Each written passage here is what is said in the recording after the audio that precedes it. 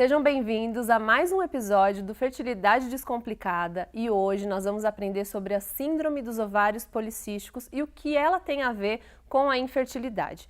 Para isso, eu recebo aqui a endocrinologista Daniele Guedes e a doutora Fernanda Policeni, que é ginecologista especialista em reprodução assistida. Fiquem com a gente porque eu tenho certeza que vai ser muito esclarecedor.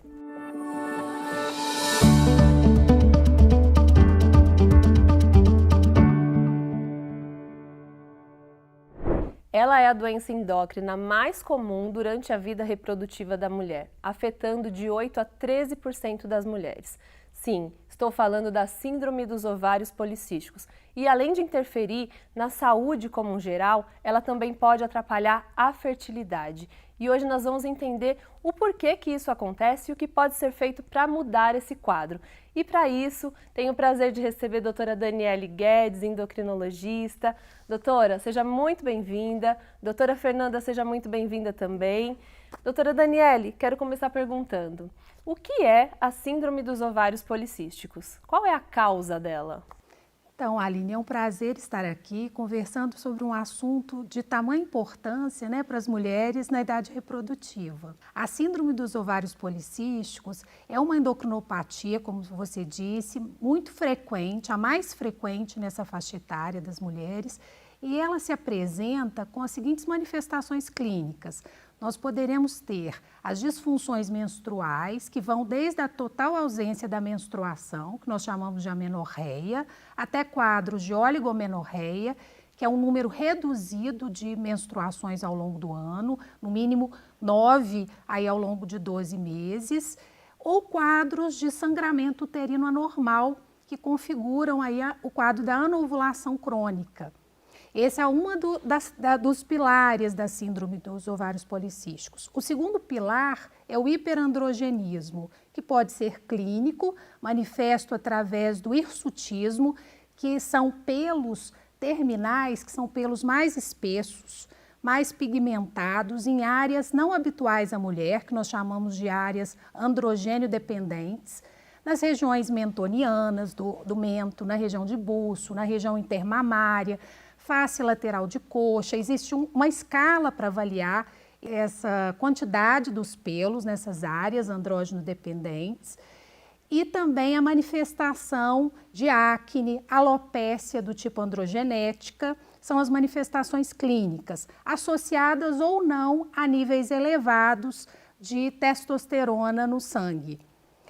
O terceiro pilar seria a presença dos micropolicistos a ultrassom, que tem que ser cistos pequenos e múltiplos, em geral o volume ovariano é maior que 10 centímetros cúbicos. Pelos critérios atualmente utilizados, que são chamados critérios de Roterdã, a presença de 2 desses 3 critérios são considerados suficientes para o diagnóstico da síndrome dos ovários policísticos. Se a mulher apresentar alterações menstruais associadas ao hiperandrogenismo, ela já teria 2 critérios. Quando ela apresenta um dos critérios relatados, a disfunção menstrual ou o hiperandrogenismo, é necessária a realização de um ultrassom pélvico transvaginal para fechar o diagnóstico, que são necessários 2 dos 3 critérios avaliados. Os exames são complementares, Sabe-se que essas mulheres, elas têm maior risco de terem resistência à insulina, que é uma alteração na fisiopatologia da doença e que se manifesta muitas vezes com alterações na homeostase da glicose, como pré-diabetes, diabetes, alterações que manifestam-se através de dislipidemia, que é alteração do colesterol. Além disso, essa mulher tem maior risco de ter sobrepeso ou obesidade. Então, esse conjunto de alterações metabólicas frequentemente se associam à síndrome dos ovários policísticos. Perfeito. Acende ali uma luzinha de alerta, para que essa investigação prossiga. Seja realizada, Muito justamente. Bom. Agora, doutora Daniele, eu vejo que tem muita confusão entre ovário policístico e a síndrome dos ovários policísticos. Explica pra gente, por favor, qual que é a diferença entre uma coisa e outra? Então, a manifestação dos ovários policísticos é a visão ultrassonográfica, Então, muitas mulheres que não apresentam a síndrome podem ter folículos e esses folículos fazerem parte da vida reprodutiva dessa mulher e na fase do ciclo que ele foi avaliado. Entretanto, a síndrome, como doença, ela tem que ser expressa através dessas manifestações, da associação das manifestações clínicas com as imagens ultrassonográficas que precisam, né, visualizar o volume ovariano. Como eu disse, em geral, nessas mulheres ele vai ter mais do que 10 centímetros cúbicos, o número de cistos e o tamanho desses cistos também serão avaliados nesse contexto. Agora, você falou, né, de diabetes, de resistência à insulina. Explica um pouquinho melhor para a gente, né, por que isso acontece, né? Por que uma coisa acaba levando a outra e aí desequilibra todo o sistema, né? Sim.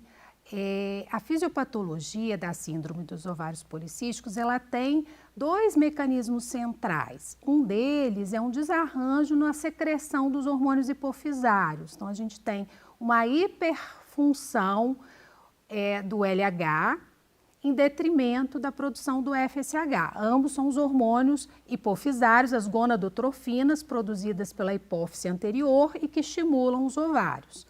De maneira mais didática, vamos pensar que o LH ele tem uma função de estimular a síntese de testosterona pelas células da teca do ovário. O FSH ele tem uma função eminentemente reprodutiva. Então, se eu tenho um hiperestímulo ao LH, eu vou ter uma hipersecreção dos androgênios. Em contrapartida, eu tenho uma diminuição da produção do FSH, por isso o comprometimento da vida reprodutiva dessa mulher. Perfeito. Bom, falando em vida reprodutiva, né, doutora Fernanda? Agora, explica um pouquinho melhor pra gente, né, qual que é essa relação? A gente sabe que tem tudo a ver com hormônio aí. LH, FSH falou disso, toda tentante sabe que tem a ver com as chances de gravidez, né? Qual que é o impacto e por que a SOP vai prejudicar aí na fertilidade em alguns casos? Então, Aline, conforme a doutora Daniele falou, na síndrome dos ovários policísticos a gente tem um nível de FSH mais baixo, que é o hormônio folículo estimulante. Como a gente precisa que o folículo cresça para que ele rompa e aí ocorra a ovulação, o folículo é a estruturazinha do ovário onde o óvulo fica. Se ele tem níveis mais baixos, esse folículo não vai crescer. Então, por isso até aquilo que ela falou sobre o ultrassom, que a gente vê um monte de cistinhos no ovário, na verdade são folículos que não conseguem se desenvolver, porque o hormônio que os estimula está baixo. E o LH mais elevado, aumentando, conforme a doutora Daniele falou, os níveis de androgênio, também torna o ambiente folicular inadequado, impróprio para a ovulação. E sem ovular, a gente não consegue engravidar. Então, a gente precisa do óvulo para engravidar. Tá, e aí o ponto básico para reverter essa situação é mudar o estilo de vida? O estilo de vida é super importante. Acho que a gente pode falar um pouquinho sobre isso. É a regra básica para quem tem a síndrome dos ovários policísticos. Então, às vezes, só a mudança da alimentação, a perda de peso, a realização de atividade física pode melhorar o perfil metabólico da paciente e aí ela retorna o processo ovulatório naturalmente, sem que a gente precise até usar uma medicação. E a doutora Daniele pode complementar sobre isso. Então, é importantíssimo realmente essas questões relacionadas a um estilo de vida saudável, né? Que é a alimentação pobre em gorduras, rica em fibras, rica em vegetais, frutas, alimentos como as gorduras poliinsaturadas, o uso do azeite, das castanhas, aliado a isso, uma vida ativa, né, com exercício físico. Hoje, as diretrizes que preconizam o plano de atividade física recomendam pelo menos 150 minutos de atividade física por semana. Ademais, qualidade de sono e outros fatores que vão melhorar a saúde como um todo. Aliás, a gente vai ter um episódio inteirinho só sobre estilo de vida. Fiquem ligados porque a gente vai falar sobre alimentação, sobre sono, sobre a importância de ter um estilo de vida que inclua atividade física, gerenciamento do estresse, tudo aquilo que a gente já sabe, mas que no fim das contas a gente deixa passar e tem a ver com a saúde e com a fertilidade. Bem, doutora Fernanda, e aí então mudei meu estilo de vida, começo a ser mais saudável, mais equilibrada, que eu acho que essa é a palavra, né? Porque o objetivo não é perder peso. Às vezes as pessoas que têm a síndrome acham que o problema é o peso, né? E fazem uma dieta radical, então acho que isso não é o caminho. Mas e quando isso só não é suficiente? Aí entram os medicamentos, certo? Conta um pouquinho pra gente sobre eles. Isso, exatamente. Então, conforme eu falei, a primeira lição de casa é melhorar a qualidade de vida. Isso é super importante até para os medicamentos fazerem o efeito que a gente precisa. Então, a gente vai usar medicamentos que induzem, estimulam o crescimento folicular para que ocorra a ovulação. Isso sempre, Aline, é importante a gente frisar que isso precisa ser feito após uma avaliação completa do casal. Porque muitas vezes a mulher chega com um quadro clínico muito típico, todas aquelas características que a doutora Daniele já falou. O excesso de pelo, o acne, a menstruação irregular, e a gente foca naquilo lá. É falta de ovulação, vamos dar o remédio para ovular. Mas na verdade a gente tem que ter certeza se a trompa está funcionando direitinho, se o sêmen é normal, senão não adianta dar o remédio, não vai ficar grávida. Então, antes de começar a medicação, essa investigação básica ela tem que ser toda realizada. E aí a gente vai usar os medicamentos para estimular essa ovulação, crescimento folicular e rotura do folículo. E durante o uso dessa medicação, a gente precisa fazer um acompanhamento dessa paciente. A gente usa o ultrassom transvaginal seriado. Nesse ultrassom a gente consegue medir o folículo. Então eu falei para vocês que ele deixa de crescer por falta de FSH. Então se eu estou estimulando, eu vou acompanhar no ultrassom seriado o crescimento dele, até que eu possa orientar a paciente o período que ela vai ovular para que ela tenha relação sexual. Então é o que a gente chama de coito programado. Além disso, a gente acompanha o endométrio, que é a camadinha de dentro do útero onde o embrião se implanta. Ele tem que estar sincronizado com o crescimento folicular. Então, a gente precisa acompanhar para saber se está fazendo efeito o remédio, para saber que dia ela vai ovular para eu orientar a relação sexual, para saber se aquele é o remédio adequado, se eu preciso associar outra medicação. Então, o controle, o acompanhamento é fundamental. Tá. E essa resposta, ela é esperada a partir de quanto tempo, né? Ou seja, no primeiro mês fazendo isso já pode dar certo? Tem uma média de tempo? Qual que é esse olhar para isso? A intenção é que no primeiro ciclo a gente já tenha uma resposta à medicação, mas ela pode não acontecer. E se ela não acontecer, a paciente não responder à medicação, a gente tem alguns recursos, algumas estratégias. Podemos associar medicamentos, por exemplo, a metformina, que melhora a resistência periférica à insulina. Sim. Não é, Dani? A metformina vai melhorar a sensibilidade insulínica, principalmente a nível de fígado, mas também em outros órgãos insulinos sensíveis, melhorando então a ação da insulina no receptor e, por consequência, diminuindo a hiperinsulinemia, que é o fator estimulador da produção de androgênios, um dos fatores além do LH.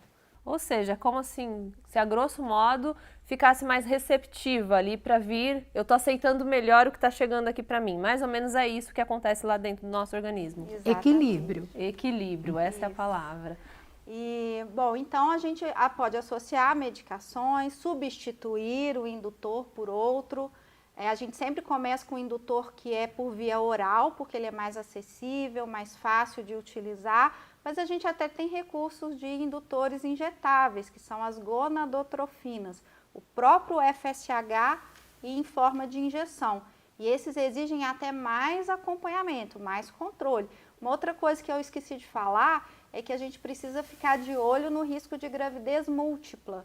Então, quando forma muito folículo naquela estimulação, a gente tem que segurar, pôr o pé no freio. Não vai, então, tentar a gravidez naquele mês, porque a gente sabe das complicações da gravidez múltipla. Então, o excesso de resposta também é um problema.